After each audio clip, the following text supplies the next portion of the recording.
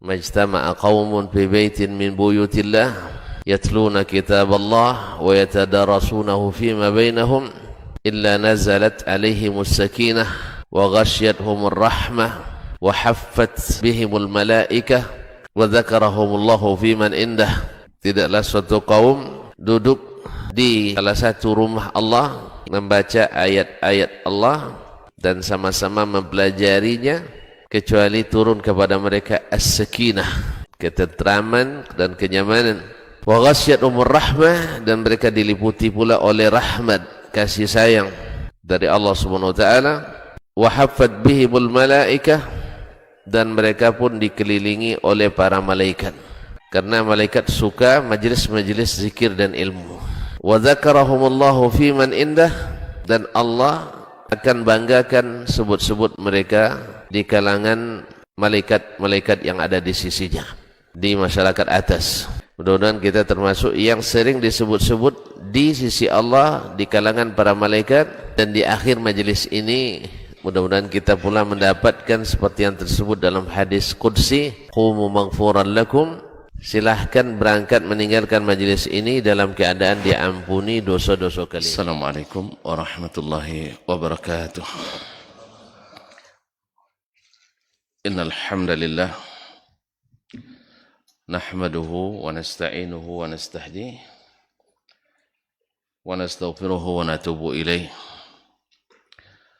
wa na'udzu billahi min shururi anfusina wa sayyiati a'malina man yahdihillahu fala mudilla lahu wa man yudlil fala hadiya lahu ashhadu an la ilaha illallah wahdahu la syarika lahu wa ashhadu anna muhammadan abduhu wa rasuluh la nabiyya wa la rasula ba'dah.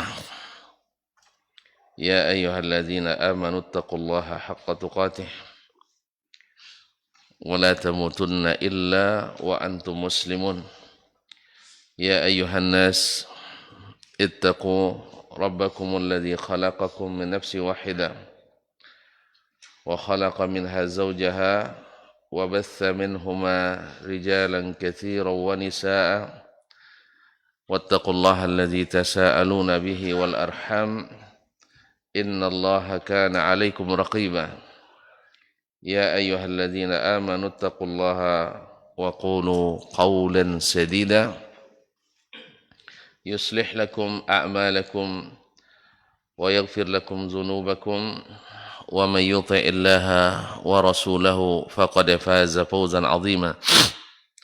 Amma ba'du, fa inna asdaqal hadithi kitabullah wa khairal hadi hadi Muhammadin sallallahu alaihi wasallam wa syarrul umuri muhdatsatuha wa kullu muhdatsatin bid'ah wa kullu bid'atin dhalalah. Ma'asyiral muslimin, ma'asyiral muslimat, al-hadirin wal hadirat wal mustami'in wal mustami'at wal musyahidin wal musyahidat. Bapak dan ibu-ibu, saudara-saudara dan saudari, serta adik-adik dan anak-anak, para jemaah sekalian yang besar tak sebut gelar, yang tak bergelar tak sebut nama, alim ulama dengan ilmunya, para tokoh adat dengan adatnya, para kaum muslimin dan muslimat, baik yang hadir atau mendengarkan atau yang menyaksikan dimanapun berada. Alhamdulillah, pada subuh ini masih kita menikmati apa yang Allah beri. Kita diberikannya Islam, kemudian iman, kesehatan dan kesempatan, dan kita gunakan mudah-mudahan untuk ketaatan. Dengan harapan semoga nikmat ini senantiasa menemani dan kita nikmati sampai akhir. Kita harus menemui Allah Subhanahu wa taala dalam keadaan insyaallah husnul khatimah, selalu berada di atas jalannya, amin. Oleh itu kita bersyukur kepadanya pada subuh ini, setelah kita tadi mati dalam tidur kita, Allah hidupkan kembali. Alhamdulillahilladzi ahyana ba'dama amatana wa ilaihin nusyur. Salawat dan salam kepada baginda Nabi sallallahu alaihi wasallam, Nabi junjungan alam yang insyaallah sentiasa kita cintai, bukan hanya di musim-musim tertentu, tapi selamanya dengan izin Allah Subhanahu wa taala. Selawat bersambung pula kepada anak istri keluarganya, para ahli keturunan ahlu baitnya, para sahabat yang sentiasa berjihad bersamanya, anak keturunan mereka yang mengikuti jalan pendahulunya, para tabi'in, dan seluruh kaum muslimin dan muslimat yang istiqamah hendaknya mengikuti ajaran dan menegakkan sunnahnya. Amin. Selanjutnya bersama Imam Asy-Syafi'i kita kembali belajar melalui kitabnya Ar-Risalah ini. Terakhir kita selesaikan bab jumalil faraid, yaitu kewajiban yang Allah tetapkan secara jumlah, secara global, garis-garis besar. Lalu datang Nabi alaihissalatu wassalam dengan wewenang yang Allah berikan, menjelaskan dan mendetilkan sehingga kita tahu bahwa yang dituju oleh Allah tabaraka wa ta'ala seperti yang Nabi jelaskan. Ma'asyarul kiram dirahmati Allah. Sekarang masuk pada babu al-ilal fil ahadis. Babu al-ilal fil ahadis. Al-ilal adalah jamak daripada illah. Wal illatu kalau menurut bahasanya adalah maknanya adalah as-sabab, atau juga dengan makna al-marad, yaitu sebab atau latar belakang sesuatu, atau alasan untuk melakukan sesuatu, atau juga dia disebut dengan al-marad, penyakit. Misalnya dikatakan sebab, lam yahdhur fulanun al-yawm, si fulan dah hadir hari ini, wa illatu dzalik, sebabnya annahu mashghul, dia hari ini sibuk misalnya. Itu disebut dengan as-sabab awal udzur. Ada dengan makna al-marad, yaitu penyakit. Fulanun asabathu illah, si fulan ditimpa penyakit misalnya. Ma illatuhu, apa penyakitnya? Misalnya al-humma asy-syaukiyah misalnya. Dia kena penyakit demam meningitis misalnya. Ya Pak ya? Itu namanya illah juga. Yang dimaksud oleh Imam Asy-Syafi'i di sini ketika dia menyebut babul ilali fil ahadis, bab tentang illah dalam hadis, berbeda dengan yang dimaksud oleh para ulama hadis. Sebab ulama hadis yang dimaksud oleh mereka dengan al-illah adalah al-illah huwa syai'un atau illatun khafiyah, sesuatu yang halal, sesuatu kekurangan dalam hadis yang tersembunyi, yang tidak bisa dideteksi kecuali oleh para ahli. Itu namanya al-illah. Disebut al-hadithu al-mu'allal atau al-hadithul ma'lul, al-hadithul ladzi zahiruhu salamah. Hadis yang pada zahirnya, kalau lihat sanadnya, zahirnya salim, selamat. Tetapi wafihi illah, ternyata ada illah, ada khalal khafi yang tersembunyi, yang tidak diketahui oleh orang kecuali ahlinya betul. Bahkan ahli sendiri sebagian luput berartinya. Ibaratnya kalau kedokteran itu ya penyakit dalam loh Pak. Jadi kalau oleh dokter-dokter biasa tidak terdeteksi. Bahkan oleh sebagian ahli penyakit dalam pun tidak terdeteksi. Contoh yang paling masyhur disebutkan oleh para ulama, hadis kafaratul majlis, hadis tentang kafaratul majlis yang diriwayatkan oleh Imam Muslim lalu dari jalan Qutaibah ibn Sa'id, dari Malik ibn Anas, dari Nafi' dari Ibnu Umar radhiyallahu taala anhuma. Nah, oleh Imam Muslim, kalau zahirnya Qutaibah murid Imam Malik thiqah. Ya, orangnya hadisnya thiqah, dipercaya. Malik ibn Anas ma'ruf, imam Darul Hijrah, imam salah satu mazhab yang 4 kan. Dari riwayatnya kita tahulah dia seperti kokohnya gunung, jabal minal jibal kata orang. Kemudian Nafi' adalah gurunya, dan Nafi' ini adalah salah satu dari 7 fuqaha Madinah di masa tabi'in. Berarti kan dari ratusan para ulama fikih dan hadis di masa itu di Madinah, dia 7 orang paling terkenal. Salah satunya adalah Nafi'. Dan dia juga murid Abdullah bin Umar. Diriwayatkan dari Abdullah bin Umar. Nah, dari Abdullah bin Umar di sini adalah salah satu dari fuqaha sahabat.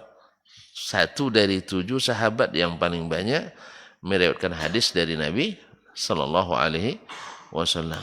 Nah, dari sisi zahirnya bersih. Qutaibah ibn Sa'id al-Hadatsani, Abu Raja al-Baghlani masyhur dari riwayat Imam Malik. Ya, guru dari Imam Al-Bukhari dan Muslim. Kemudian Malik masyhur. Tetapi Imam Malik membacakan hadis itu di depan gurunya Imam Al-Bukhari rahimahullah. Apa kata Imam Bukhari? Ya Muslim, la a'lamu haditsan fid dunya ahsan min hadza. Saya enggak tahu hadis di dunia ini yang lebih indah dari hadis ini, baik sanad maupun matannya. Sanadnya jelas, para imam isinya kan. Kemudian matannya, Masya Allah, siapa yang duduk di suatu majelis, lalu dia banyak lagatnya, banyak salah di dalam majelis itu, lalu dia membaca, asyhadu an la ilaha illallah, doa kafaratul majlis. Dah lupa sekali antai. Kaum muslimin dan muslimat. Jadi maknanya bagus, matanya bagus, dan matanya khas. Tapi hadis ini apa kata Imam Bukhari? Walakinnahu ma'lul. Tapi ternyata ada illahnya. Ada illahnya. Jadi Muslim saja tidak tahu. Tapi Al-Bukhari tidak luput daripadanya. Ini menunjukkan bahwasanya sampai Imam Muslim mengakui, da'ni uqabbilu ra'saka ya ustadzal ustazin. Ya, biarkan saya mencium jidatmu, karena orang Arab kalau menghormati guru, pegang kepalanya, cium jidatnya. Kalau kita jangan coba-coba.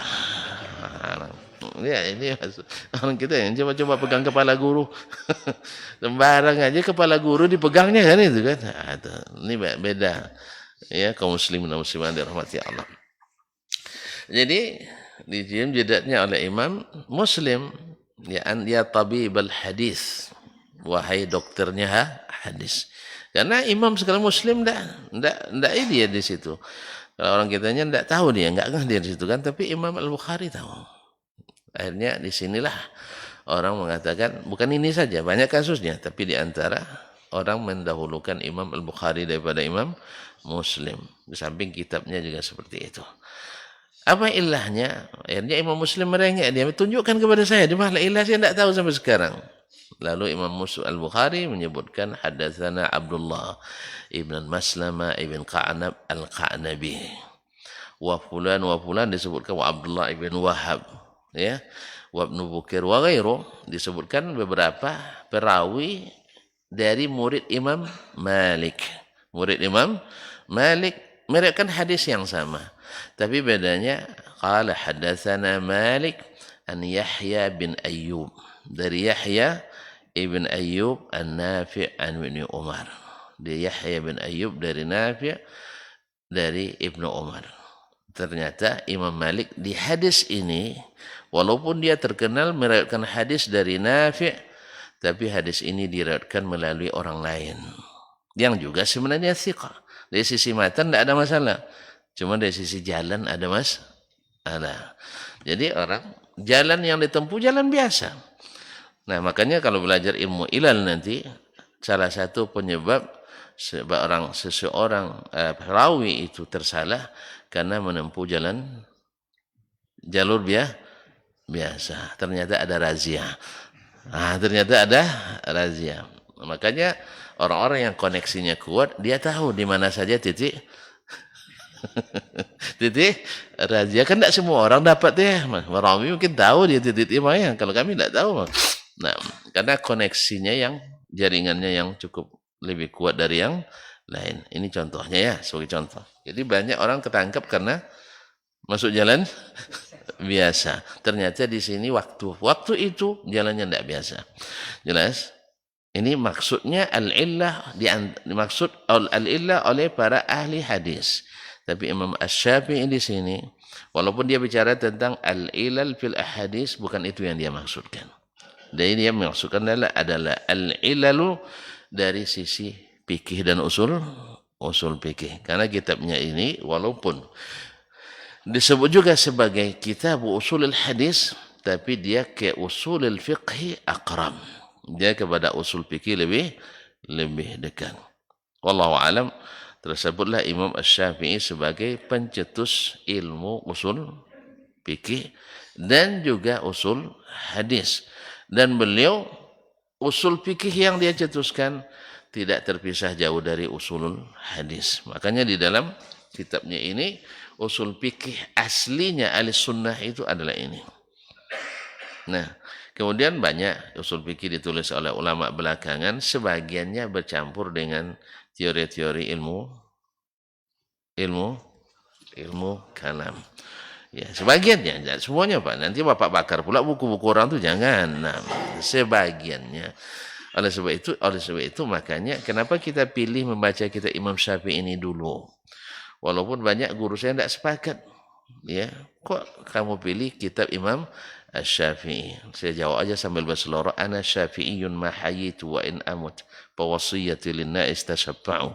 Saya ini mazhabnya Syafi'i selama hidup. Bila mati saya berwasiat kepada orang yang belakang ikut mazhab Imam Asy-Syafi'i. Marah nampaknya ini orang anti mazhab semua nampaknya ini. Kaum muslimin. Supaya tahu ketika kita baca kitab Asy-Syafi'i, tahu dia ini ternyata manhajnya Imam Asy-Syafi'i rahimahullah ta'ala. Supaya kita tahu mana yang asli, mana yang palsu. Karena keedahnya ketahui yang asli, Anda tahu yang palsu. Tapi kalau kecimpung di yang palsu, Anda tidak tahu yang asli, tidak tahu juga yang palsu. Jelas? Jadi aslinya Syafi'i itu ini. Ya. Jadi kita bilang, enggak, menurut mazhab Syafi'i, Syekh. Gitu kita bilang kan.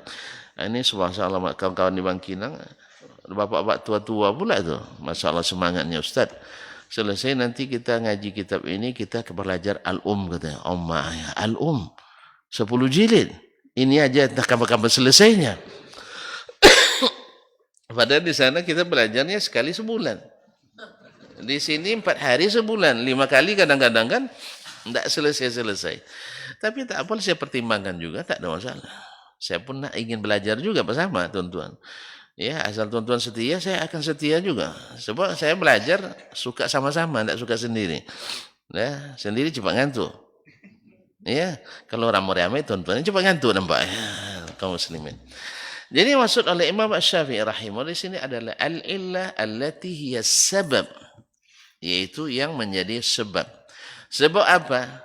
Sebab perbedaan hukum yang terjadi pada hadis. Ada kalanya hadis itu, seperti yang akan beliau jelaskan, dia perintah. Tetapi perintah itu hukum asalnya lil wujub, wajib kan? Tetapi ada yang menjadi wajib, ada yang tidak wajib. Ada yang menjadi sunat.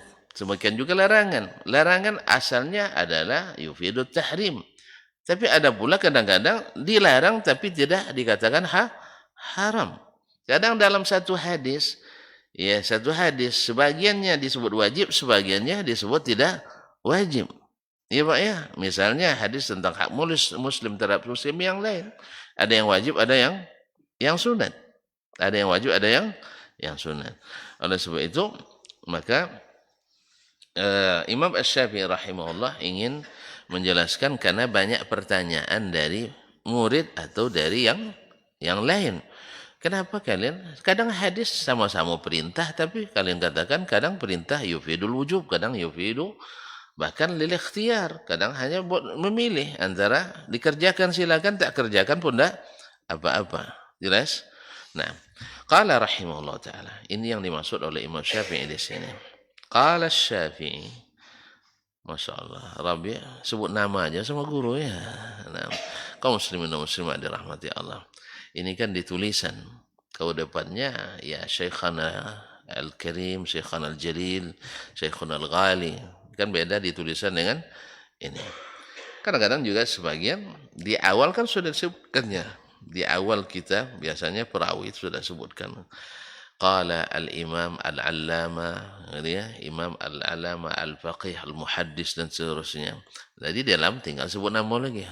Nah, kaum muslimin dan muslimat dirahmati. Tapi kalau kita janganlah ya.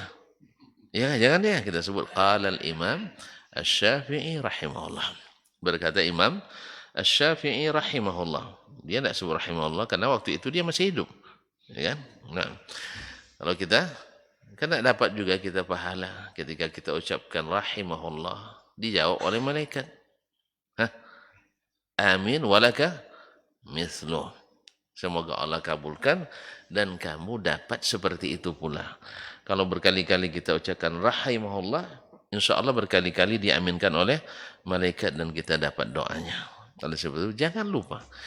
Makanya selalu, kadang-kadang kita khususnya di akademisi, kadang-kadang lalai dalam bab ini.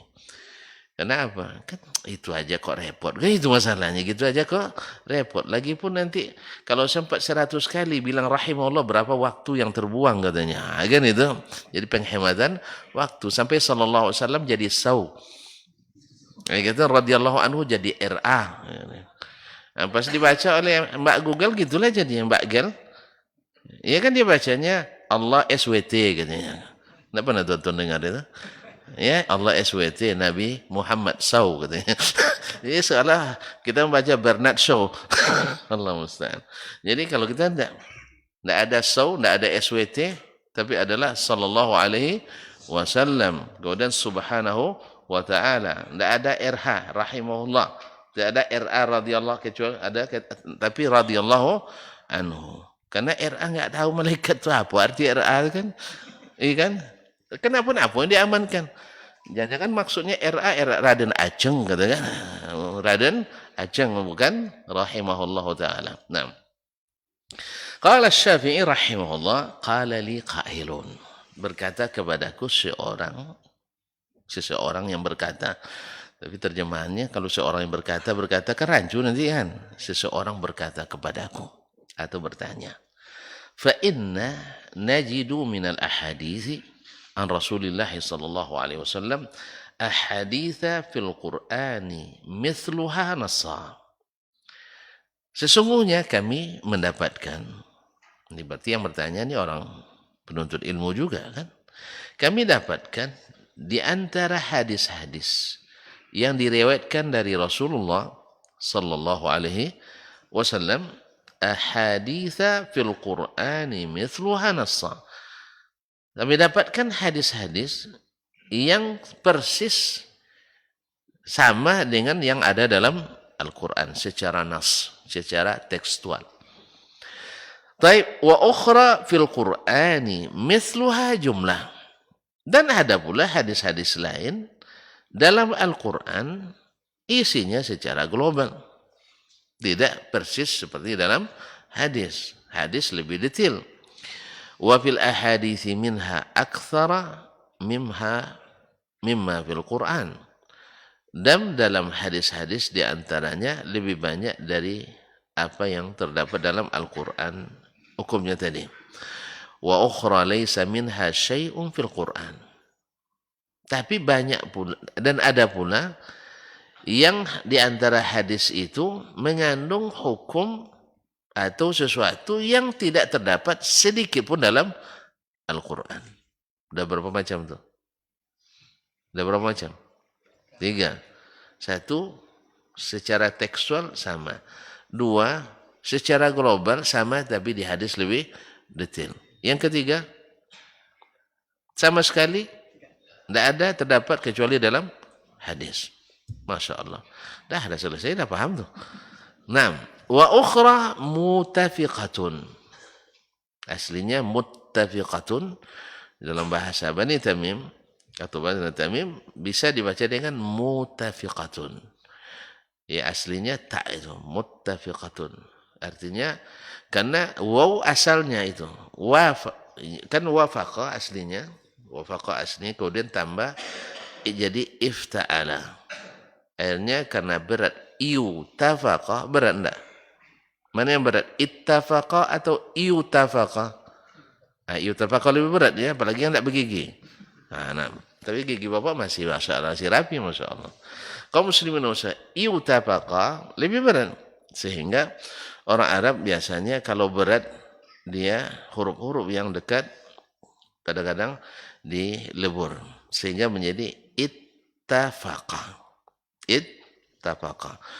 Kalau isim fa'ilnya muttafiqun, kalau muzakkar muttafiqatun muannas. Nah, sekarang ada yang membacanya mutafiqatun. Dikembalikan huruf waw itu ke aslinya. Ya, bukan muttafiqatun tapi mutafiqatun. Mutafiqatun. Nah, afwan tadi ini lughatul Khuzail. Wa ukhra mukhtalifatun. Jadi ada hadis semuanya muttafiqah. Artinya maknanya sama semuanya. Atau sepakat maknanya. Wa ukhra mukhtalifatun. Tapi ada pula hadis-hadis satu sama lain mukhtalifatun. Ikhtilaf kontradiktif. Terjadi kontradiktif pada zahirnya. Sebab secara hakikat tidak. Tapi zahirnya bertentangan. Ya, zahirnya bertentangan. Di sini dipuji, di sana dicela. Berarti kan bertentangan untuk sesuatu yang sama. Ya, jelas kaum muslimin dan muslimat dirahmati Allah yang. Ya, misalnya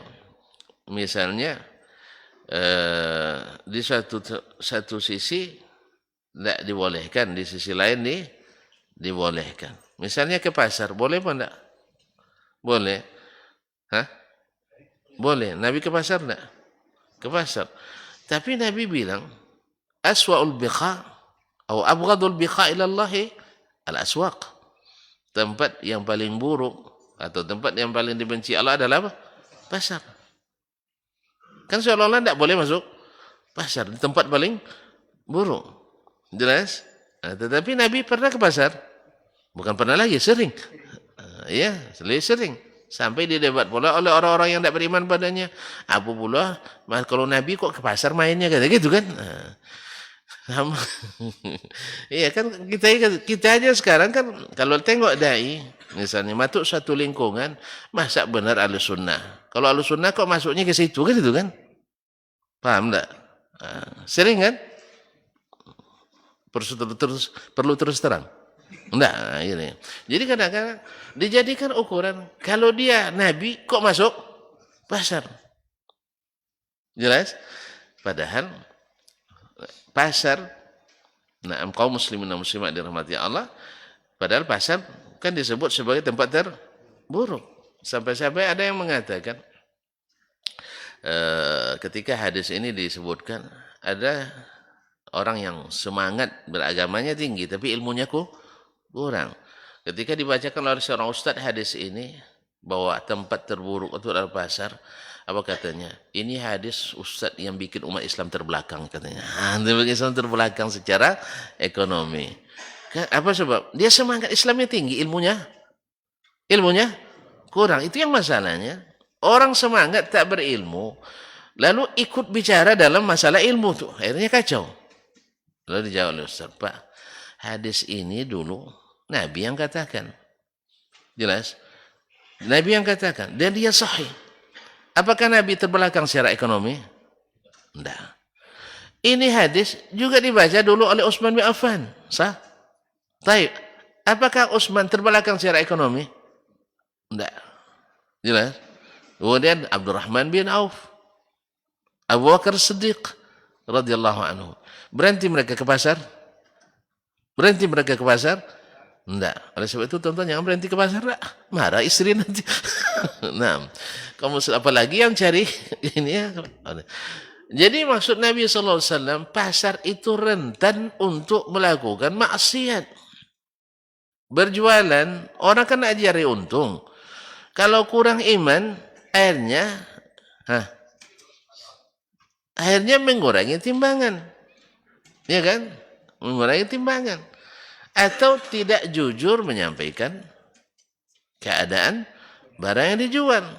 Ya masih kan jual jual limau atau jeruk. Biasanya letakkan di atas yang Masya Allah, kalau bahasa kampung saya yang magang-magang itu taruh di atas itu magang tak? Yang sempurna matangnya itu magang namanya itu, taruh di atas kan cinan mata nengoknya, yes, ngiler orang nengoknya, rupanya di bawah ampere di bawah, Allah musta'an. Jadi ketidakjujuran rentan di pasar. Kemudian orang di pasar rata-rata kan bercampur kan, rata-rata ada laki-laki ada perempuan. Berapa banyak orang terjadi pelecehan di pasaran, di pasar. Apalagi kalau kita gayanya gaya pasaran. Tahu gaya pasaran? Iya, gaya pasaran memposisikan diri sebagai komoditi pasar. Akhirnya terjadi pelecehan. Allah musta'an. Makanya orang kan banyak juga yang bergaya pergi ke pasar, apalagi pasar-pasar yang modern, ya kan? Mall-mall. Nah, kalau sudah ke mall pasti bergaya. Akhirnya seperti komoditi pasar. Karena memang komoditi pasar selalu ditampilkan yang bergaya. Masa barang di pasar dibuat tidak bagus, pasti semakin bagus tampilannya. Oleh sebab itu disebutlah sebuah tempat yang ini. Yang tempat yang paling. Nah, ini kan seolah-olah mukhtalifah. Tetapi sebenarnya tidak. Sebenarnya tidak. Nah, ini kan dijelas. Nasikhatun wa mansukhah. Ada pula hadis yang menasakh, membatalkan hukum yang sebelumnya, dan ada yang dibatalkan hukumnya oleh hadis yang tadi. Ada nasikh wa mansukhah. Wa ukhra mukhtalifatun, dan yang lain pula mukhtalifah.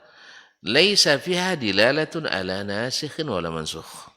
Jadi yang bertentangan itu ada yang nasikh, ada yang tidak. Tapi ada pula yang nasikh, ada yang tidak, ada nasikh mansukhnya.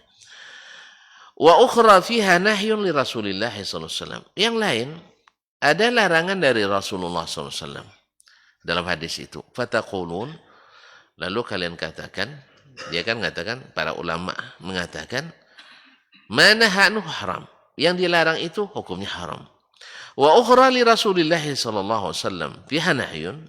Ada pula hadis-hadis terdapat padanya larangan Rasulullah sallallahu alaihi wasallam. Fataqulun, lalu kalian katakan nahyuhu wa amruhu ala ikhtiyar la ala tahrim. Ini larangan dan perintahnya ini sifatnya ikhtiyari, boleh dipilih. Artinya tidak sampai haram. Kan ini ditanya olehnya. Summa najidukum tazhabuna li ba'dil mukhtalifah. Kemudian kami dapatkan pula kalian ya mengambil mazhab kepada sebagian hadis yang tadi ikhtilaf, meninggalkan sebagian yang anil ahadits duna ba'd, meninggalkan hadis yang lain. Baik. Wa najidukum taqisuna ala ba'di hadisihi. Kemudian kami dapatkan kalian memakai kias terhadap sebagian hadisnya. Thumma yakhtalifu qiyasukum alaiha. Dan berbeda pula cara kalian mengkiaskannya. Ya kan? Memang dalam bab kias akan terjadi ikhtilaf juga mereka dalam mengaplikasikan kias tersebut. Ma'asyarul kiram dirahmati Allah. Wa tatrukuna ba'dan fala taqisuna alaihi. Dan sebagian kalian mengatakan di sini tak berlaku qiyas. Tidak berlaku qiyas. Sebagian mengatakan berlaku qiyas. Seperti masalah ibadah. Apa karena masalah ibadah boleh melakukan qiyas? Sebagian mengatakan tidak. Sebab ibadah itu tawakufi atau tauqifi. Tidak boleh dianalogikan. Sebagian menganalogikannya. Apa sebabnya? Misalnya ada ibadah mahdha, ada ibadah ghairi mahdha. Yang mahdha tidak boleh pakai qiyas. Tapi yang ghairi mahdha bisa pakai qiyas. Apa contoh ibadah ghairi mahdha? Sedekah itu bukan ghairi mahdha. Tapi ada makna untuk hak selain hak Allah Subhanahu wa ta'ala. Maka boleh dikiaskan yang lain kepadanya. Ada yang sifatnya mahdha yang tidak bisa dikiaskan. Apa contohnya? Misalnya menghadiahkan pahala bacaan Al-Quran kepada kita. Jelas? Ini kan ibadahnya mahdha. Tidak bisa dikiaskan ibadah yang lain kepadanya. Di sini terjadi ikhtilaf. Taib, fama hujjatukum fil qiyasi wa tarkih. Nah, apa hujjah kalian melakukan qiyas, menganalogikan satu hukum dengan suatu yang belum jelas hukumnya kepada hukum yang sudah jelas atau sesuatu yang sudah jelas hukumnya. Dan apabila hujjah kalian meninggalkan sebagian, thumma taftariquna ba'du. Kemudian kalian juga berbeda pula dalam suatu masalah setelah itu. Faminkum man yatruku min hadis syai', di antara kalian ada yang meninggalkan sebagian hadisnya, wa ya'khudhu min mithli alladhi taraka wa ad'afa isnadan minhu, dan sebaliknya ada pula hadis yang lebih lemah sanadnya kalian pakai, yang tadi agak lumayan kuat ditinggalkan, ini lebih lemah dilaksanakan atau dipakai. Apa hujjah kalian? Ini panjang pertanyaannya, Pak. Mau dijawab hari ini semuanya? Sebagian aja, alhamdulillah dapat dispensasi. Nah, sebagian aja ya. Baik. Qala Asy-Syafi'i rahimahullah. Berkata Imam Asy-Syafi'i. Ini sebenarnya sistematis penulis Imam Syafi'i. Biasanya kita kan kalau menulis hari ini kan sebutkan rumusan masalahnya, Bang ya. Jadi apa yang menyebabkan ini dibahas? Karena ada pertanyaan begini. Ini jawabannya. Qala Asy-Syafi'i rahimahullah.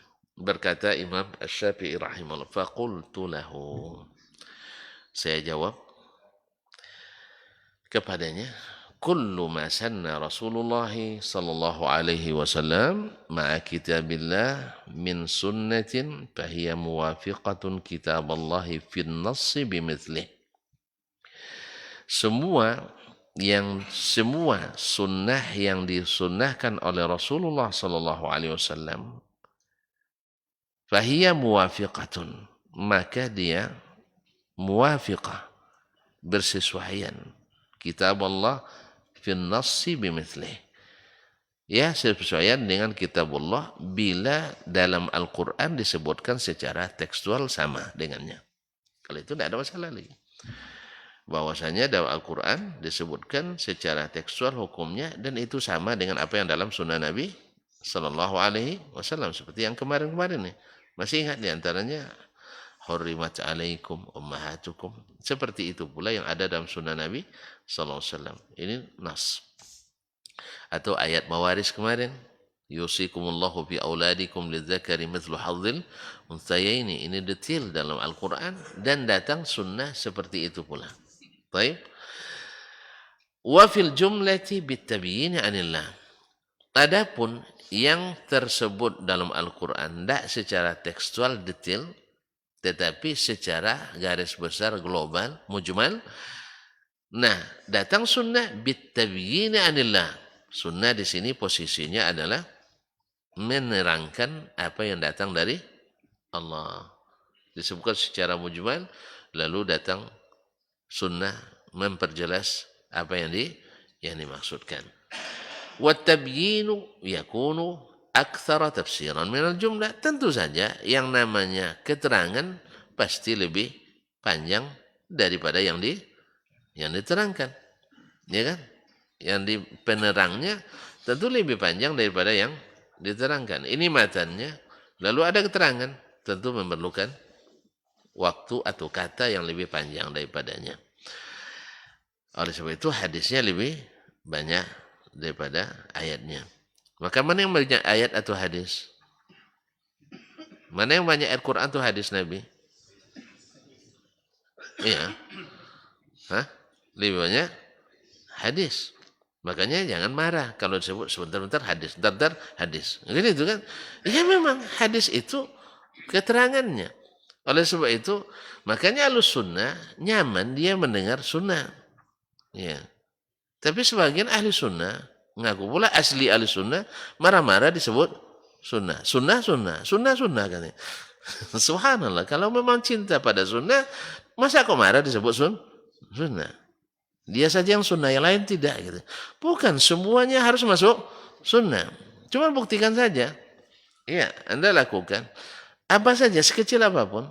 Nah, berbicara sunnah. Makan sunnah, minum sunnah. Apa lagi? Dakwah sunnah. Apa lagi, Pak? Hah? Sekolah? Masjid? Iya sunnah. Iya semuanya dijadikan sunnah. Apa salahnya? Antum pakai sandal sesuai sunnah. Bukanya sesuai sunnah. Zikir sesuai sunnah. Salat sesuai sunnah. Akhirnya jadi? Hah? Akhirnya mengkristal menjadi ahli sunnah. Tapi kalau seandainya makan tidak sunnah, kan tidak ada catatan satu. Bercakap tidak ikut sunnah, berarti kena 2. Nikah, tidak juga sunnah. Coba nikahnya Nabi SAW dan para sahabat, ada pakai orkes?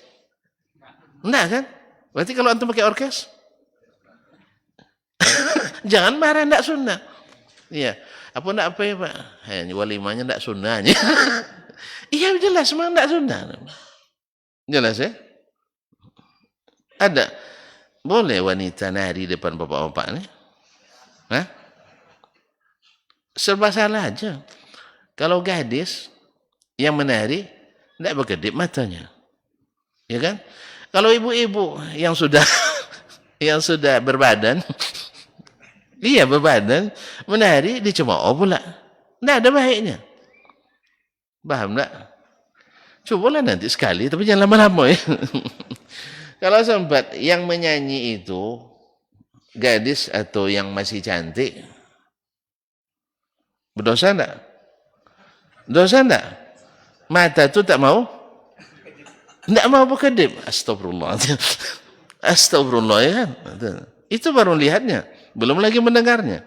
Ya Pak? Kalau sempat yang menari itu ibu-ibu pakai jilbab pula, tapi jilbab basa-basi. Kan biasanya jilbab basa-basi itu. Tidak mungkin jilbab panjang yang ada permintaan lagu, tidak mungkin. Pasti jilbab basa-basi, kadang jilbab jilbab bunuh diri. Nah, macam-macam lah jilbab. Nah, mau tapi malu. Banyak itu jilbab itu, ada basa-basi, mau tapi malu. Nah, ada jilbab baling-baling. Macam-macam. Kalau sempat yang datang ke depan itu yang sudah berbadan ibu-ibu, kan ada ibu-ibu kadang sudah berbadan kan, macam bapak-bapak juga masa tidak tahu Pak. Nah pasti cemooh, tampil lemak katanya. Nah akhirnya dosa juga enggak? Dosa. Jadi ternyata semuanya mendatangkan dosa. Oleh sebab itu jangan marah kalau walimahnya disebut enggak nyuna gitu. Betul? Kan tidak ada orkes di zaman Nabi orang. Orkes ada enggak zaman Nabi? Dengan nama orkes enggak ada, tapi alat-alat itu ada enggak? Ada ini enggak di zaman Nabi? Ada. Ini ada enggak? Di zaman Nabi bukan di walimah Nabi, Pak. Di zaman Nabi seruling ada? Ada. Taib. Apa lagi? Yang tiap besar tuh apa namanya? Bas namanya itu. Hafal Bapak ya. Nah. Semuanya ada. Iya, yang namanya drum namanya? Durum kan? Ada di zaman Nabi. Tapi yang dibolehkannya hanya rebana ya. Ini tidak bisa sebut rebana. Iya yang itu tuh, duf itu. Itu pun bukan untuk bapak-bapak. Coba lihat. Wanita-wanita itu suka bersenang-senang.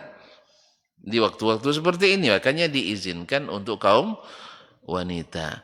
Jangan salah terima. Ya karena kan salah terima juga itu. Disuruh ibu-ibu nyanyi di depan bapak. Di mana? Di masjid pula. Di masjid pula. Nah, ini salah besar. Jadi tidak diterima secara utuh. Iya, ibu-ibu boleh. Tapi di mana? Di sesama ibu-ibu.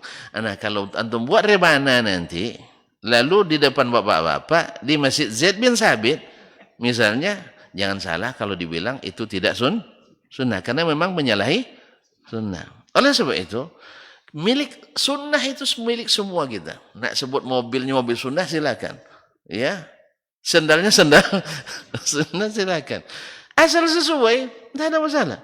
Cuma antum tidak mau menyesuaikan dengan sunnah, tapi marah orang pakai merek sunnah, itu aja. Masjidnya bersihkan dari selain sunnah, jadi masjid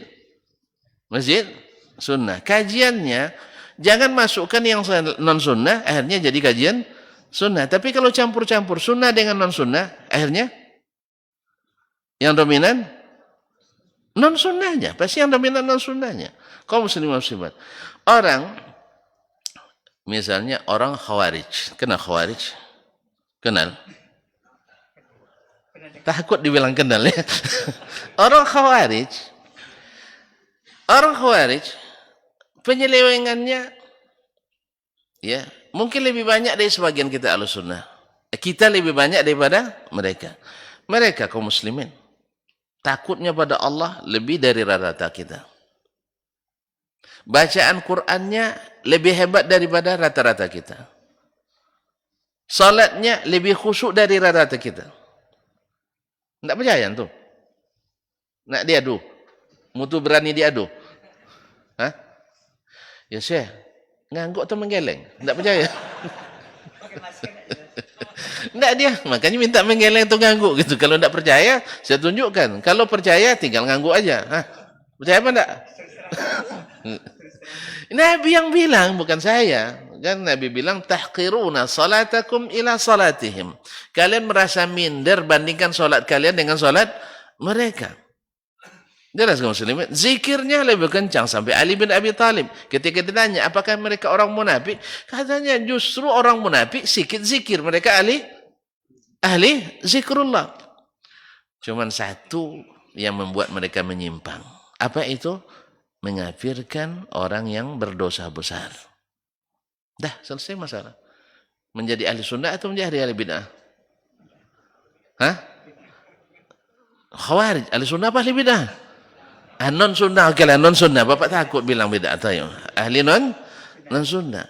Jadi kalau kalau berbuat bid'ah, dia jadi dominan walaupun hanya satu.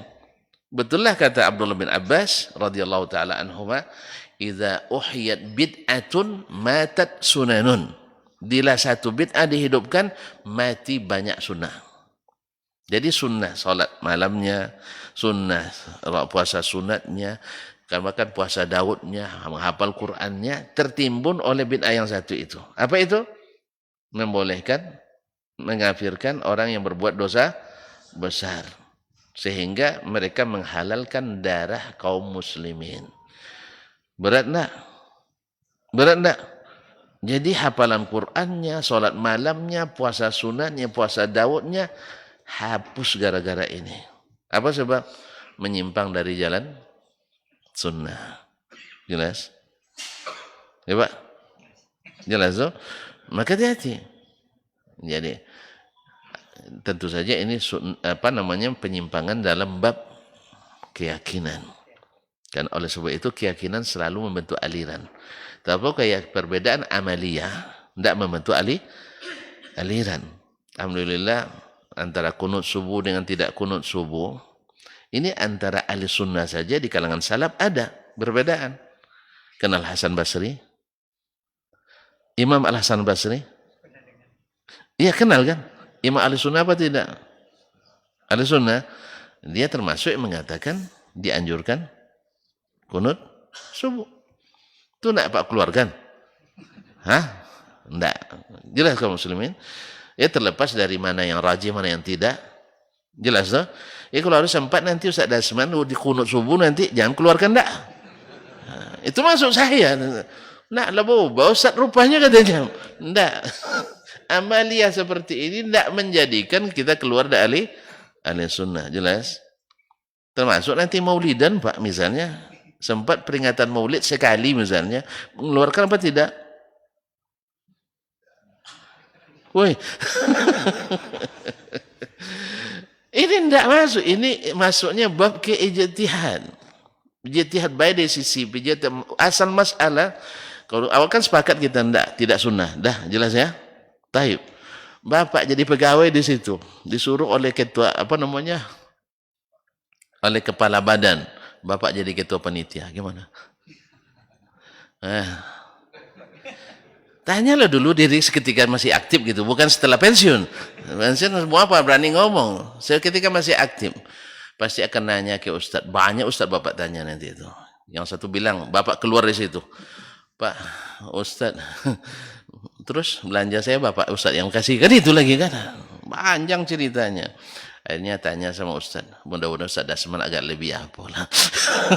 Agar lebih meringan. Itu akhirnya ditanya. Kalau Bapak memang ya tidak bisa, tidak punya kepilihan kecuali itu. Dia Bapak kerjakan. Walaupun hati tidak menerima. Dah, alhamdulillah untung ada Ustaz Dasman katanya. Bersyukur tuh.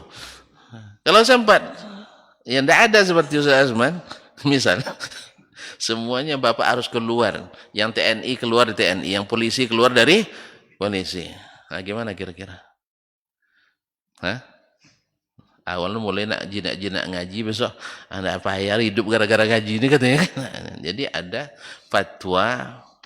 Kadang-kadang kita kan lupa. Tidak bisa membedakan mana fatwa, mana ilmu, mana hukum. Hukum tak berubah, tapi kadang fatwa berubah. Jelas? Misalnya hukum memelihara anjing di rumah, hukumnya haram. Itulah, oke lah, haram misalnya. Tapi ada kalau Bapak nanti pergi ke suatu negeri yang tidak aman, misalnya terjadi peperangan, banyak penyamun. Nah saat itu dia pelihara anjing ustadznya. Gimana? Keluar dari ahli? Enggak. Jelas. Alhamdulillah. Sama ketika para ulama ada seorang penguasa, amir waktu itu, dia melakukan hubungan suami istri di siang hari Ramadan. Taib, kalau Allah menjadikan hukumnya apa kafaratnya? Memerdekakan hamba dulu. Tidak puasa bang. Puasa itu terakhir. Iya kan? Memerdekakan hamba. Tidak sanggup, baru beri makan fakir, miskin 60 orang. Tidak sanggup? Tidak, salah tadi, salah. Yang pertama, memerdekakan hamba. Yang kedua, puasa 2 bulan berturut-turut. Yang ketiga, beri makan fakir, miskin kalau tidak sanggup. Nah, ini kalau raja, mana yang paling sulit baginya? Ya puasa. Kalau memerdekakan hamba 1000 bisa dia merdekakan sekarang. Jelas? Sehingga efek jerahnya bagi dia enggak terasa. Atau beri makan orang, jangan 60, 6.000 bisa dia beri sekali makan. Akhirnya ulama waktu itu berfatwa untuk dia hukumnya puasa 2 bulan berturut-turut supaya tidak diulang lagi. Sebab kalau dipatwakan memerdekakan hamba, berapa orang Ustaz katanya? 1, insya Allah saya merdekakan 10 katanya. Selesai. Ramadan tahun depan datang lagi ke Ustaz. Sibuk Ustaz berfatwa besok. Ya, akhirnya ringan baginya melakukan itu. Jelas? Berubah hukum? Enggak, fatwanya untuk dia ini yang sesuai. Dah. Jelas, jangan keluarkan dari Ahlussunnah. Enggak paham Ustaz di ayat rupanya katanya. Oleh sebab itu mohon maaf sekali lagi, ini kan pentingnya kita untuk menghukum ya suatu masalah itu bukan gawe kita. Biarkan para ulama. Jangan ikut-ikut menghukum ya. Jelas? Jelas enggak? Jelas apa enggak? Kalau ikut yang kita awam nanti itulah orang tak pandai bahasa Arab bisa menilai ustaz pandai berbahasa Arab. Ya kan, ternyata yang paling hebat bahasa Arabnya Ustaz Dasman katanya. Bapak pandai bahasa Arab? Enggak katanya. Kan itu jadinya. Oh ternyata ustaz tu menyimpang manhajnya. Bapak hafal manhaj. Apa yang maksudnya manhaj? Hah? Kalau ngaji dia Azib bin Sabit, manhajnya bagus tuh. Kalau enggak, ya Allah ya Rabbi. Ini yang jadi masalah. Jelas. Ini kena subuhan nampak. Kaum muslimin dan muslimat. Jadi apa? Kata Imam Syafi'i rahimahullah taala seperti mana tadi, bahwasanya yang namanya penjelas lebih banyak daripada yang dijelaskan. Wa masanna mimma laysa fihi nassu min kitabillah, dan apa yang dia sunnahkan tak ada nasnya dalam kitabullah, fa bi fardillahi ta'atahu, maka kita wajibkan karena Allah mewajibkan taat kepadanya secara umum. Fi amrihi tabi'nahu, dalam perintahnya kita ikuti. Kenapa? Allah mewajibkan secara mutlak taat kepada Rasulullah sallallahu alaihi wasallam. Dan tadi ada yang ketiga tadi, tidak ada sama sekali dalam Al-Qur'an. Nah, Nabi sendiri, kenapa ini ditegaskan oleh Syafi'i? Karena ada bibit-bibitnya. Orang tidak mau menerima hadis bila hukum asalnya tak ada dalam Al-Qur'an. Ini disebut istilah az-zaid 'alal kitab. Yaitu hukum yang bertambah, tidak ada asalnya dalam Al-Qur'anul Karim. Ya, Ahlur Ra'i berpandangan seperti itu. Maka Imam Syafi'i jelaskan, tidak, walaupun tidak ada hukum asalnya, tapi hukum asalnya ada dalam Al-Quran, bahwa Allah perintahkan kita taat kepada Rasulullah sallallahu alaihi wasallam secara mutlak. Dan banyak ayatnya, di antaranya wa ma atakumur rasul fakhudhuhu wa nahakum anhu fantahu. Dapat? Sampai sinilah dulu ya. Udah capek Bapak nampaknya. Ya cukuplah, alhamdulillah. Cukup sudah ya. InsyaAllah kita kembali pada kesempatan yang akan datang dengan izin Allah yang Maha Pengasih, Maha Penyayang. Taib, kita tutup dengan subhanakallah bihamdik, asyhadu an la ilaha illa anta astaghfiruka wa atubu ilaik. Wassalamualaikum warahmatullahi wabarakatuh.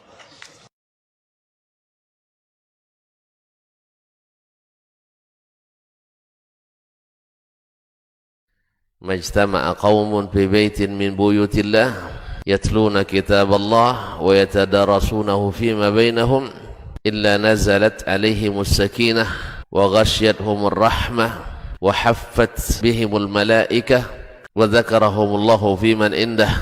Tidaklah suatu kaum duduk di salah satu rumah Allah membaca ayat-ayat Allah dan sama-sama mempelajarinya, kecuali turun kepada mereka as-sakinah, ketentraman dan kenyamanan. Wa ghasyiyatuhumur rahmah, dan mereka diliputi pula oleh rahmat, kasih sayang dari Allah Subhanahu wa taala. Wa haffat bihimul malaikah, dan mereka pun dikelilingi oleh para malaikat, karena malaikat suka majlis-majlis zikir dan ilmu. Wa dzakarahumullahu fiman indah, dan Allah akan banggakan sebut-sebut mereka di kalangan malaikat-malaikat yang ada di sisinya, di masyarakat atas. Mudah-mudahan kita termasuk yang sering disebut-sebut di sisi Allah, di kalangan para malaikat. Dan di akhir majelis ini mudah-mudahan kita pula mendapatkan seperti yang tersebut dalam hadis qudsi, qumu maghfuran lakum, silahkan berangkat meninggalkan majelis ini dalam keadaan diampuni dosa-dosa kalian.